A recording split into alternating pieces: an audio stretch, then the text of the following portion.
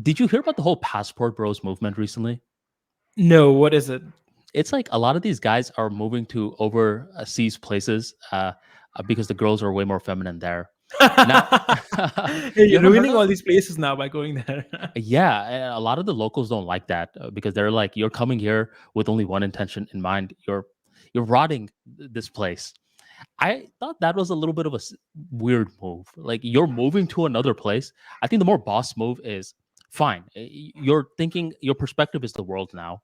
Bring the girl to you. Don't go over there and just change your entire life. It's not a boss move unless obviously you're doing it for you first. You're making USD and you're like, I'll live in this other place because it's cheaper. But you're just moving there for to get laid. That's not a boss move to me. Man, if you just want to get laid, you need to move to Pattaya. You don't need Was to go that to all these places. Pattaya is a place in Thailand. Pattaya? Have you been there? No comment. But if someone just wants to get laid, the place you need to be is Pattaya. Pattaya is a place where you can just walk in the street and girls will come and grab your dick. I mean, some of them are girls, but you get my point. The lady boys. Yeah, the lady boys.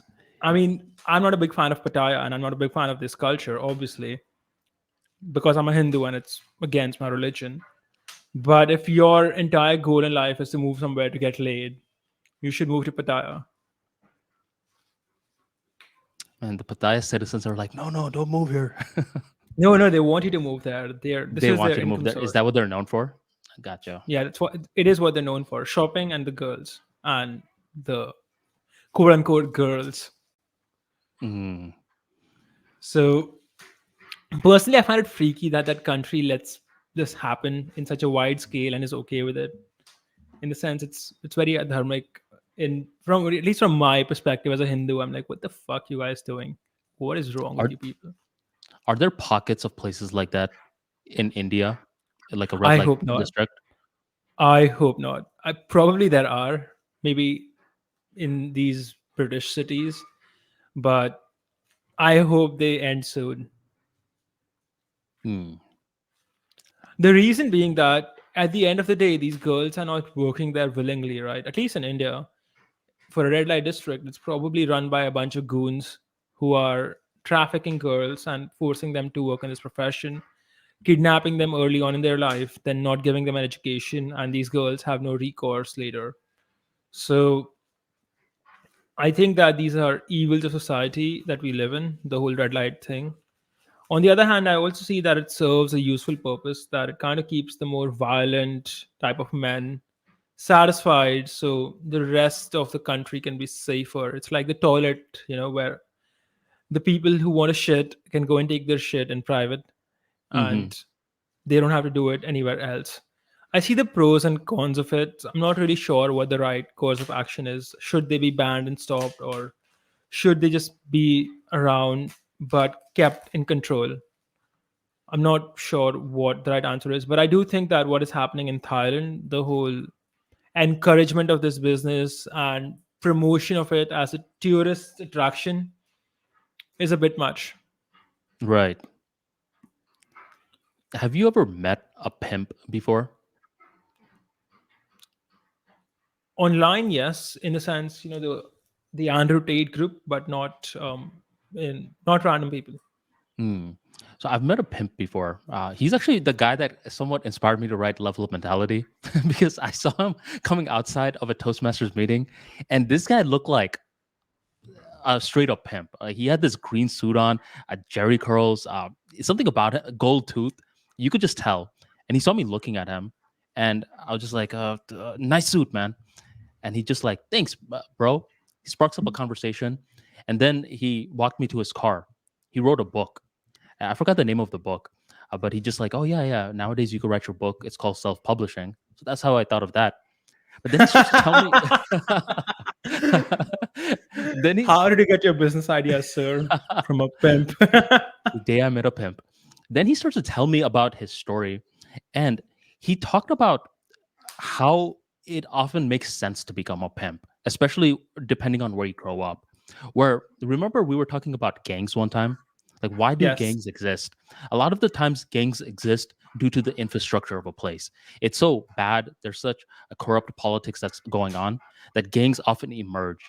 And it's very similar with the pimp industry, where there's a lot of girls, they don't have homes, they're somewhat attractive, and they don't know what to do with themselves. And that's when a lot of these pimps emerge and they give these girls direction. And it's in a weird way, it's a affiliate marketing business model, but uh, it was unique to understand how they even get started in the first place, because the pimping business, it's very decentralized. A lot of these pimps don't know each other, but they often emerge in different parts of the world. And I always thought, why? So what were your takeaways? How does he operate his business? How much? What's the cut he takes? How much does he pay the girl?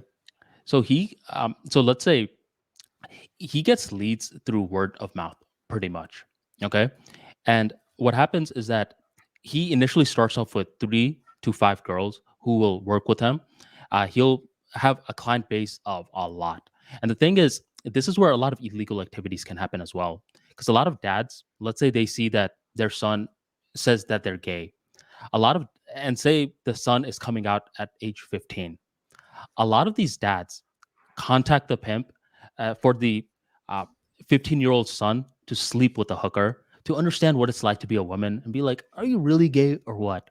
So the pimps get leads like this, a lot of bizarre scenarios. And then the The pimp 15-year-olds watching us are like, Dad, I'm gay. But go on. and then the prices really depend. You could apparently get laid for 150. Some of them, higher ones, are 5,000 or so. The pimp roughly keeps a decent amount, 45% or so. And from there, the hooker keeps the rest. And often they all stay in one location. So they don't have to pay for room and board, all of that stuff. And over time, more and more girls are brought into the mix. And it's pretty much through word of mouth marketing. Because if sex is involved, you don't need to run all of these ads. And people will often find you. So that's what this pimp was telling me. And I'm like, okay, well, good for you, man. It's illegal though, of course, because you're taking in, you're pretty much allowing for pedophilia to take place. A 15-year-old boy sleeping with a 32-year-old woman. And this is how this pimp ended up going to prison. And after he came out, that's when he learned a lot of lessons and he wrote his book. I don't think 15-year-old boy sleeping with an older girl is pedophilia, by the way. I think that I would draw the line for pedophilia at 14. I think many countries have the age of consent at 14. I think the US and India are special where the age of consent is 18, but in most countries of the world, it's somewhere around 14 to 16. So the vast majority of the world disagrees that 15 is pedophilia. 14, I would say, yep, could be pedophilia, but in many countries, it is still the age of consent.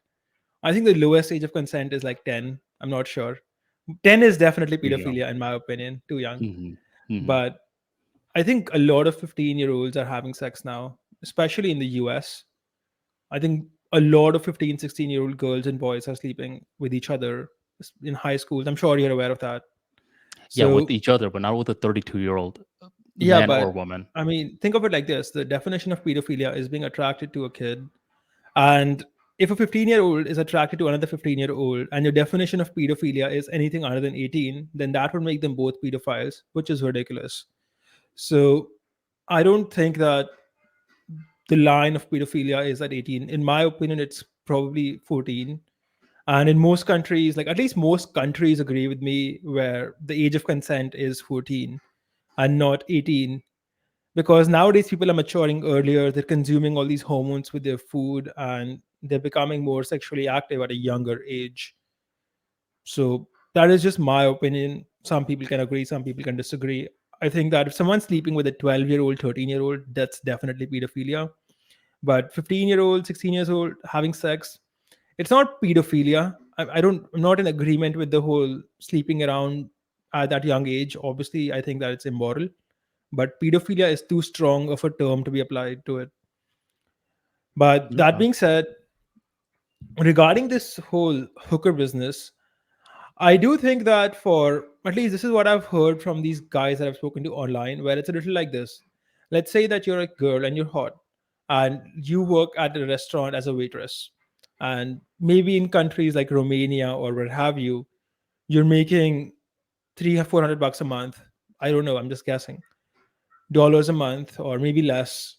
And suddenly get in the hooker business, you get in the whole online live Jasmine, whatever you're doing with a pimp, and he's managing your OnlyFans, etc., and you're being the model.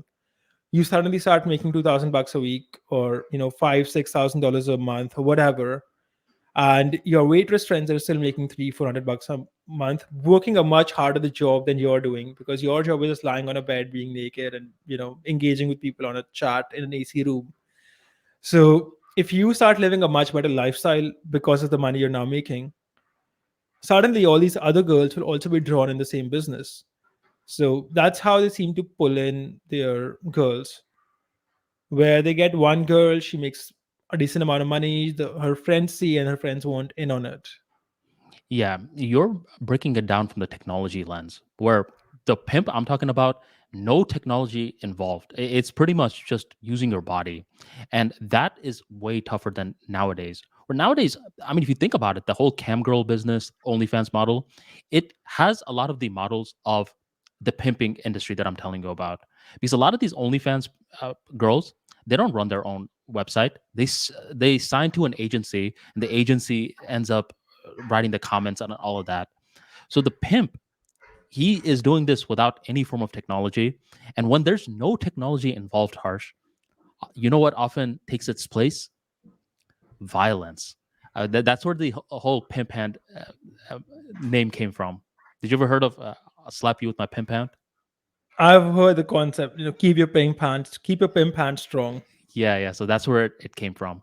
But nowadays, I mean, pimps, they could definitely start using OnlyFans and cam girls. It will be way more strategic.